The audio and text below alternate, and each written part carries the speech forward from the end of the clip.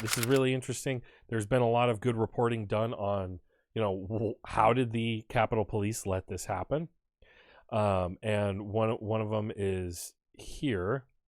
The Capitol breach wasn't an aberration. Authorities are more than twice as likely to break up a left-wing protest than a right-wing protest. This is 538, so they do a lot of like data crunching. So they're just running the numbers.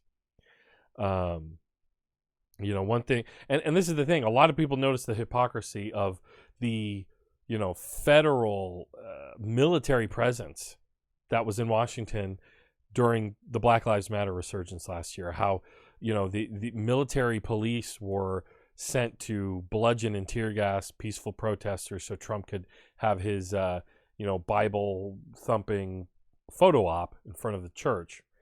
We'll get more into that later too. But the really interesting story is here in the Washington Post, which goes over, how woefully unprepared the Capitol Police were. Excuse me. And so I want to. There's one line especially that I want to look at, but listen to this. Unlike other major government events like inaugurations, there was no large-scale frozen security zone around the building, and Justice Department officials did not create a multi-agency command center. Instead, both federal law enforcement agencies and National Guard troops kept a low profile, scarred by criticism of their involvement in the response to the protests after the death of George Floyd last summer. Now, to me, this kind of illustrates the Washington Post kind of, establishment centrist corporate, outlook, that they would take that at its face, that the Capitol Police were truly scarred by how they were perceived after that. And that's why they wouldn't, have a heavy presence during the Trump event. Later, other, law enforcement officials like leaders, chiefs said, well, we had no intelligence anything like this would happen. And, which is an absolute joke. And this is interesting. Listen to this. To get a different perspective in this story, they talked to this guy, Houston Police Chief Art Acevedo, president of the Major Cities Chiefs Association. So there's like national law enforcement associations. There's like the National Sheriff's Association, and the Houston Police Chief Art Acevedo, president of the Major Cities Chiefs Association, said he worried that the lack of preparedness was rooted in police perception of the crowd. He said officers might have seen a largely white group as inherently less hostile.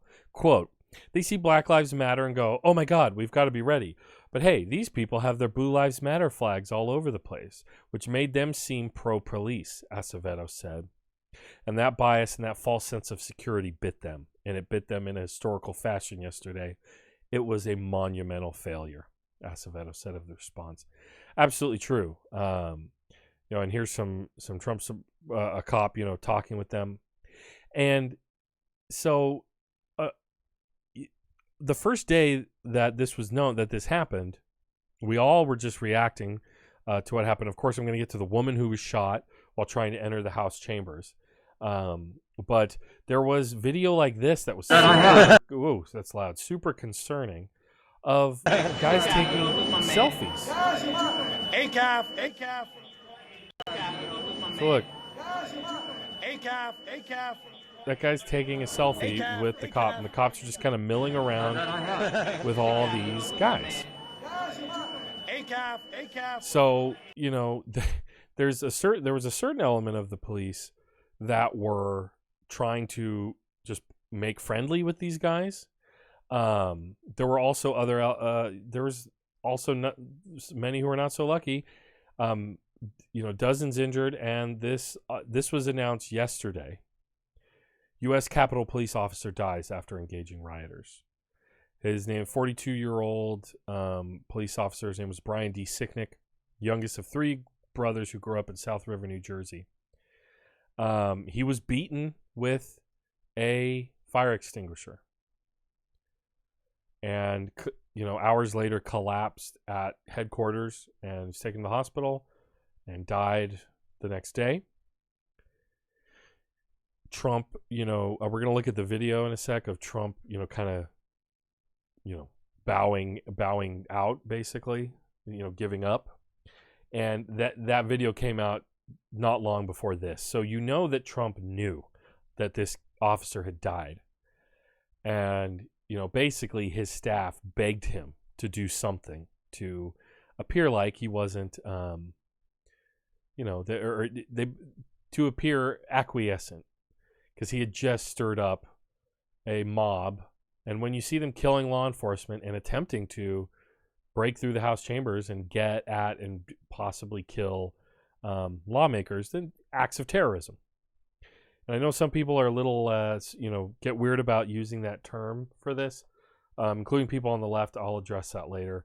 I do think, you can't call everyone who's there a terrorist, but there were terrorist acts committed. So, and here he is. Again, he did this right before, it was released that an officer had died. And this is the thing. The woman who shot, she was shot by Capitol Hill police, but the rest of his supporters, of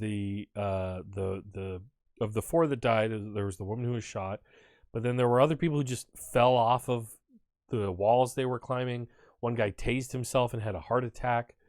So, just an absolute waste of human life.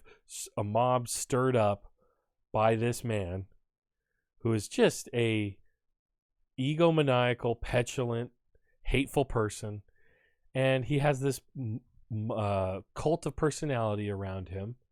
And these people literally died for him. For what? For what? And so listen to this. Here's him trying to bow out. He's going to make excuses. We'll talk about it. Let's hear it. And to those who broke the law, you will pay. We have just been through an intense election and emotions are high. But now tempers must be cooled and calm restored. Oh, now. We must get on. Now he wants calm restored after he whipped up a mob that killed an officer and killed its own people. With the business of America. My campaign vigorously pursued every legal avenue to contest the election results. And then he looked at illegal avenues on Wednesday, didn't he? My only goal was to ensure the integrity of the vote. In so doing, I was fighting to defend American democracy. It's just a lie. He was trying to destroy it. You don't defend American democracy by inciting a seditious mob. I continue to strongly believe that we must reform our election laws to verify the identity and eligibility of all voters and to ensure faith and confidence in all future elections. Now Congress has certified the results. A new administration will be inaugurated on January 20th. My focus now turns to ensuring a smooth, orderly, and seamless transition of power. Oh, now you This do. moment calls for healing and reconciliation. Oh, now it 2020 has been a challenging time for our people. A menacing pandemic has upended the lives of our citizens, isolated millions in their homes, damaged our economy, and claimed countless lives. Defeating this pandemic and rebuilding the greatest economy on earth will require all of us working together. It will require a renewed emphasis on the... Okay, I've heard enough. He's trying to act like now, after, again, he bungled the coronavirus epidemic. That's why people voted against him in historic numbers. He had a massive turnout. He actually has millions of Americans who still wanted him to be president. But he so thoroughly bungled the coronavirus epidemic, the pandemic. We had 4,000 people die in one day yesterday. We reached 300,000 new infections today. It's terrible. And, he definitely is to blame. He created a lot of the problems that, that led to this general unrest that we saw across 2020. But now, he didn't do anything to make the police brutality crisis any better. He only stoked the tensions during the Black Lives Matter resurgence. And now he whipped up this mob to invade Congress. Here's an article where they quoted the they quoted the family of this poor officer who died. The political climate got my brother killed. Family of police officer who died defending Capitol, wait for answers. So, you know, I mean, the family of, the grieving family of slain Capitol police officer says he was a private man whose death shouldn't be politicized, but now it is forced to make sense of the reality that he is a victim of political violence. His legacy forever linked to an insurrection in the U.S. Capitol. He spent his life trying to help other people, the officer's eldest brother told ProPublica. This political climate got my brother killed. I mean, 2020 and now into 2021 was filled with a lot of senseless death, right? You know, people making a movement out of not wearing face masks in a pandemic spread through air droplets, right? But how senseless was the death that we saw yesterday? 5 people, including this Capitol police officer, and, you know, again, a woefully unprepared Capitol Police, because, frankly, because of racism, because they didn't think they had to worry about Trump's mob, the MAGA mob.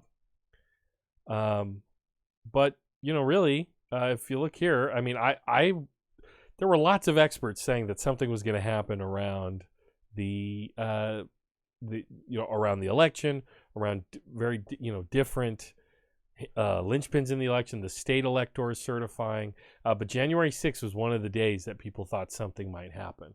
And there were multiple Stop the Steal rallies with violence and Proud Boys stabbing people across, you know, the months since the election in Washington and other incidents elsewhere.